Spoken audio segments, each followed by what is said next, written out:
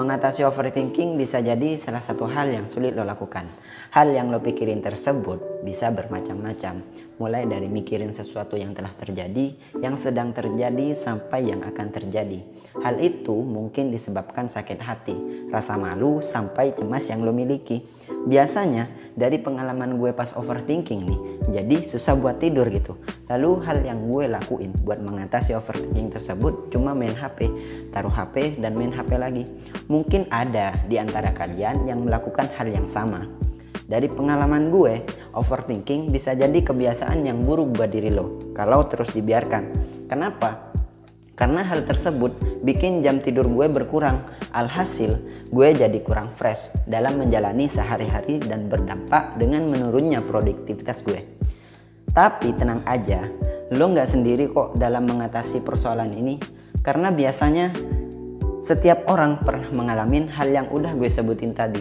Nah, pada kesempatan kali ini gue akan nyoba nih berbagi bagaimana cara mengatasi overthinking. Penasaran?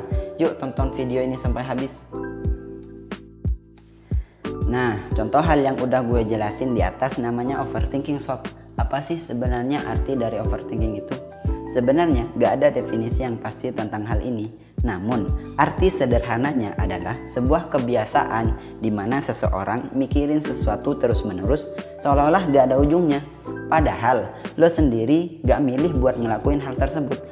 Orang yang overthinking tersebut mungkin terobsesi akan suatu hal dan mengkhawatirkannya, yang pada akhirnya bisa mengganggu kualitas hidup mereka. Tapi sebenarnya overthinking bukan merupakan suatu disorder atau gangguan loh. Overthinking merupakan suatu perilaku di mana lo ngelakuin hal itu berulang kali. Pada akhirnya berubah menjadi suatu kebiasaan yang terekam di alam bawah sadar lo. Tentu hal ini bisa jadi kebiasaan yang buruk buat lo. Makanya lo harus bisa mengatasi overthinking tersebut. Setelah mengetahui apa saja bahaya dari overthinking, lo bisa mulai cek diri lo sendiri. Sebenarnya lo punya kebiasaan buruk satu ini gak sih? Banyak orang yang menyepelekan masalah satu ini. Padahal penting buat mereka mengetahui gejala overthinking ini agar tidak mengganggu keseharian mereka. Tanda yang pertama, lo merasa cemas secara berlebihan.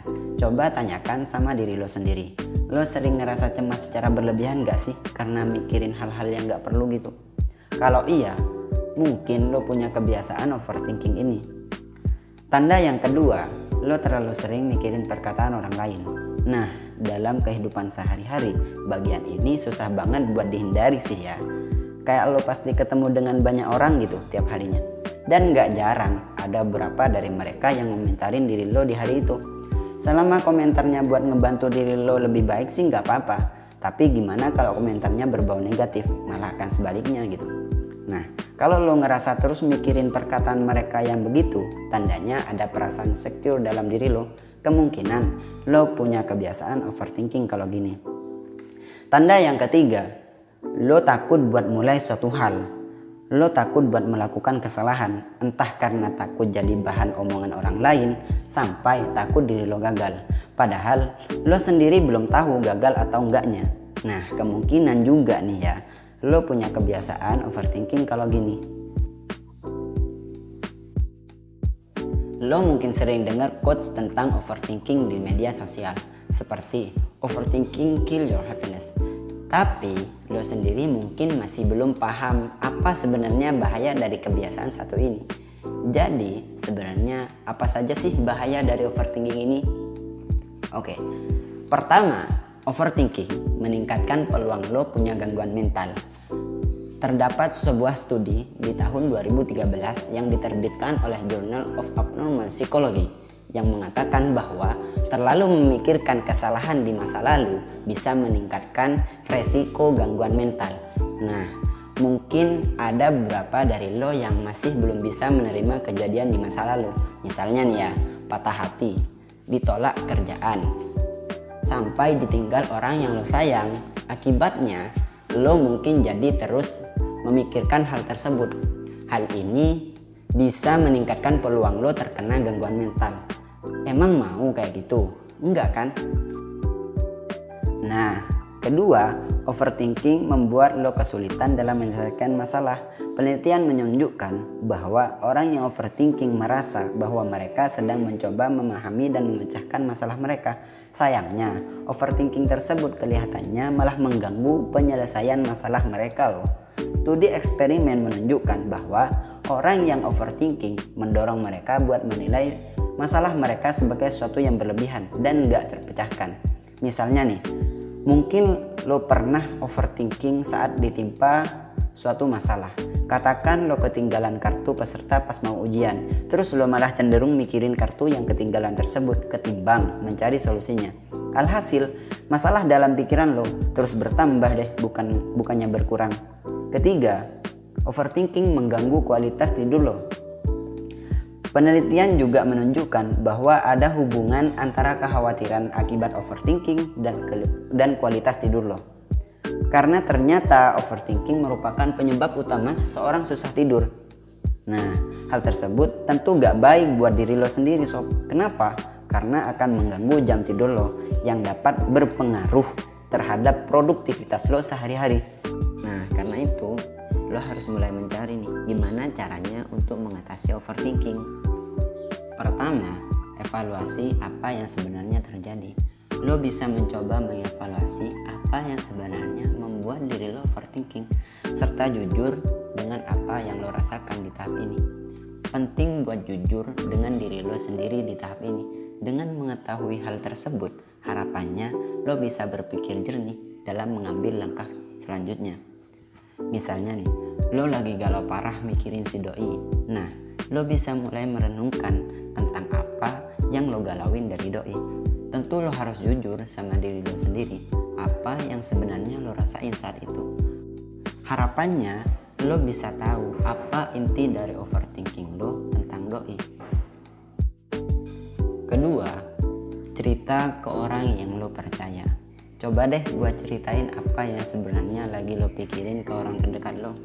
Lo bisa tanya ke mereka yang mungkin mereka pernah punya masalah sama kayak lo.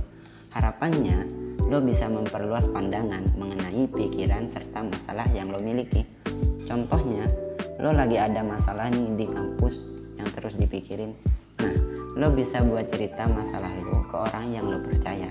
Setelah cerita sama dia, lo bisa minta pendapat dia tuh, baiknya gimana buat menyelesaikan masalah lo. Ketiga, curahkan pikiran lo lewat tulisan. Ingat bahwa lo nggak bisa selalu bergantung pada orang lain, karena mereka pun mungkin juga punya kesibukan yang nggak bisa ditinggalin. Nah, gak ada salahnya buat lo mencoba jadi anak senja yang suka nulis cerita. Gak semua hal bisa lo ungkapin ke orang lain, bukan?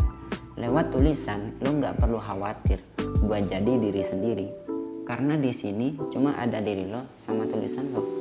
Misalnya, lo sedang overthinking nih dan bingung mau cerita sama siapa. Alternatifnya, lo bisa mulai nulis apa yang lagi lo pikirin. Bisa lewat notes di HP, di laptop, sampai buku diary kalau lo punya. Yang penting, lo bisa menyalurkan overthinking lo ini lewat hal yang positif. Keempat, fokus sama hal yang bisa dikontrol. Fokus dengan diri sendiri serta hal yang sekiranya bisa lo lakuin. Hal seperti kritik orang lain yang gak membangun, apa yang akan terjadi di masa depan, hal dari usaha lo terhadap sesuatu, dan lain sebagainya merupakan hal-hal yang di luar kendali lo. Kalau mikirin hal-hal itu, sebenarnya gak akan ngasih pengaruh apa-apa juga kan sama situasi lo. Contohnya, lo lagi mikirin nih, duh kira-kira kalau gue pakai baju ini bagus gak ya? Orang lain bakal mikir apa ya tentang outfit gue hari ini? Nah, di sini lo bisa mulai bersikap bodo amat tentang hal ini. Percaya diri aja sama apa yang lo lakuin hari itu. Mau lo pikirin apa pendapat orang lain terhadap outfit lo, gak akan mengubah persepsi mereka terkait apa yang lo pakai. Kenapa? Karena selera orang berbeda-beda terhadap gaya berpakaian, dan lo gak bisa maksa mereka untuk bisa punya selera yang sama kayak lo. Setelah lo berhasil melewati tahapan di atas, ini saatnya lo buat beraksi. Lakukanlah apa yang bisa lo kerjakan dan kendalikan saat ini.